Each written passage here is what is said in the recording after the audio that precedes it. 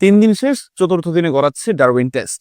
এই ডারউইন টেস্টে বাংলাদেশ এখন পর্যন্ত তাদের বেস্ট একটা পজিশনে রয়েছে। লিড থেকে শুরু করে, রান স্কোরিং থেকে শুরু করে, উইকেট টেকিং থেকে শুরু করে সবকিছুর দিক থেকে বাংলাদেশ এগিয়ে রয়েছে। তবে এই ডারউইন টেস্টের ভাগ্যে আসলে কি হবে বা ডারউইন টেস্ট কে জিতবে সেটা আমরা অবশ্যই জানতে পারবো, কারণ একটা লিমিটেড টাইম রয়েছে। সেই টাইম শেষে আমরা অবশ্যই জানতে পারবো যে কারা জিতবে। ফার্স্ট সেশন অথবা ফোর্থের সেকেন্ড সেশন পর্যন্ত আমাদের ওয়েট করতে হবে বোঝার জন্য যে আলটিমেটলি কারা জিততে যাচ্ছে এই ডারউইন টেস্ট। তবে একটা কথা যে আমার বারবার এই ডারউইন টেস্টের বাংলাদেশের পজিশন দেখে আমার ঠিক 9 বছর আগে একটা ম্যাচের কথা মনে পড়ছে, যে ম্যাচটা আসলে নিউজিল্যান্ডের ক্রাইস্ট চার্চে খেলেছিল বাংলাদেশ।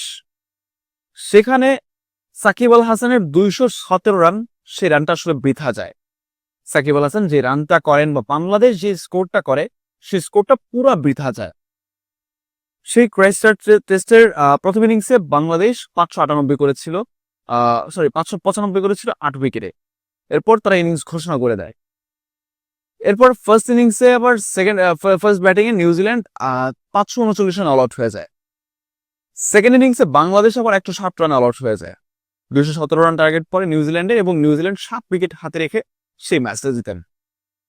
আজকের ডারউইন টেস্টের মতো ক্রাইস্ট চার্চ টেস্টেও বাংলাদেশ এগিয়েছিল নিউজিল্যান্ডের বিপক্ষে। তবে সবকিছু ঠিকঠাক থাকা সত্ত্বেও একমাত্র বোলারদের কারণে বাংলাদেশের হারতে হয়েছে।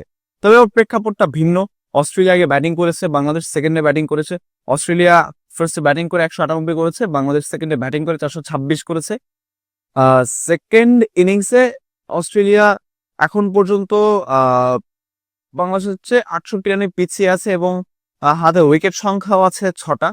সো এই 68 রানের মধ্যে যদি বাংলাদেশ, মানে 68 রানের আগে যদি বাংলাদেশ অজিদের সেই 6 উইকেট ফেলে দিতে পারে, তাহলে আই থিঙ্ক ইনিংস ব্যবধানের যে হারটা বা এটার যে একটা রিকোয়ারমেন্টটা, সেটা আই গেস পুরো হতে যাচ্ছে। এবং যদি পুরো হয় তাহলে ইনিংস ব্যবধানে বাংলাদেশ জিতে যাবে।